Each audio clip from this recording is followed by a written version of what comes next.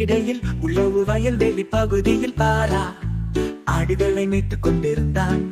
அவை அவனது முதலாளியின் ஆடுகள். இவன் ஒரு கூலி தொழிலாளி. அப்போது அந்த வழியாக வண்டியில் சில கிராமத்து மக்கள் வந்தனர். அவர்கள் வண்டியை நிறுத்திவிட்டு இவன் அருகில் வந்தனர். தம்பி, எனக்கு ஒரு ஆடு வேண்டும்.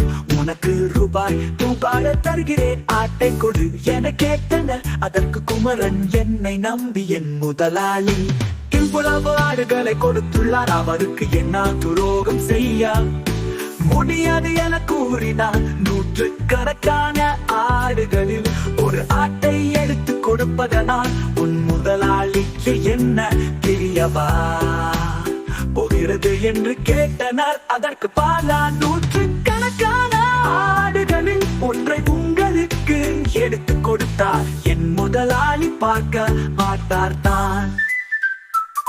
ஆனால் எப்போதும் நேர்மையுடனும் நிம்மதியுடனும் வாழ விரும்புகிறேன். உங்களுடைய பணம் எனக்கு வேண்டாம், நீங்கள் கிளம்புங்கள் என்று கூறினார். அதை கேட்ட அவர்கள், உன்னிடம் இருந்து எப்படி ஒரு பதிலை நாங்கள் எதிர்பார்க்கவில்லை என்று கூறி கிளம்பினர். அதே சமயம் அவருடன் வந்த மற்றொரு நண்பர் தன் கையில் வைத்திருந்த போனில் எதேச்சையாக இவர்கள் பேசியதை காட்சியாக பதிவு செய்து விட்டார். பிறகு வீட்டிற்கு சென்றதும் அந்த நண்பர் தன்னுடைய நண்பர்களிடம் இந்த செய்தியை சொல்லி காட்டி அந்த வீடியோவையும் காட்ட அவர்கள், எனக்கும் இதை அனுப்பி வை என்று கேட்க காட்டு தீ போல் அந்த செய்தி பரவியது. இது ஒன்றன்பின் ஒன்றாக கடைசியில் அந்த முதலாளி வரை சென்றடைந்தது. அதை பார்த்து அவர் ஆடு மேய்ப்பவன் தன் வறுமையிலும் நேர்மையுடன் இருப்பதை எண்ணி பெருமகிழ்ச்சியில் அறிந்தார். பாலாவை அழைத்து அவனது நேர்மையை பாராட்டி நிறைய பரிசுகள் வழங்கி நல்ல சம்பளத்துடன் அவரது அலுவலகத்திலேயே பணியும் வழங்கினார்.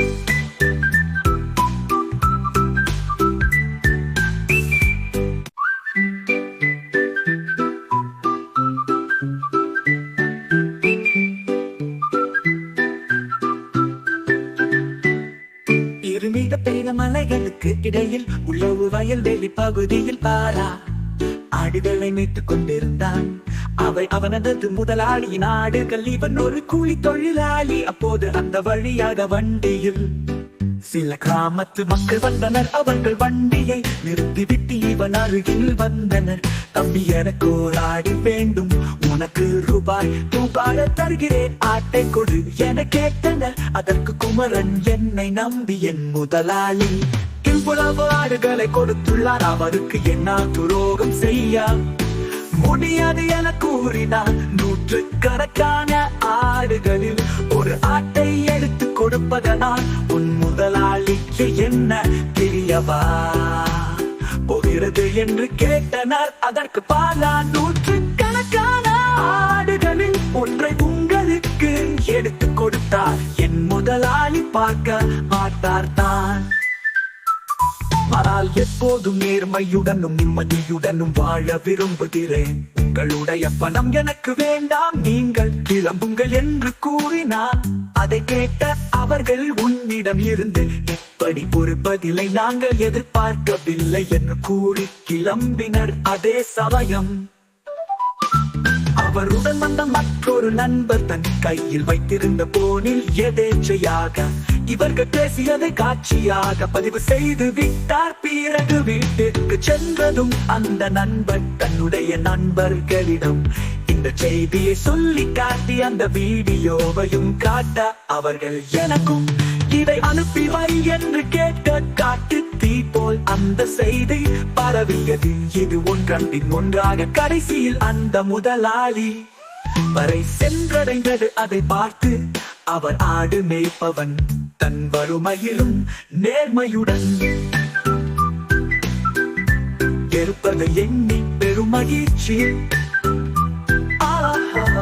அறிந்தார். பாலாவை அழைத்து அவனது நேர்மையை பாராட்டி நிறைய பரிசுகள் வழங்கி நல்ல சம்பளத்துடன் அவரது அலுவலகத்திலேயே பணியும் வழங்கினார்.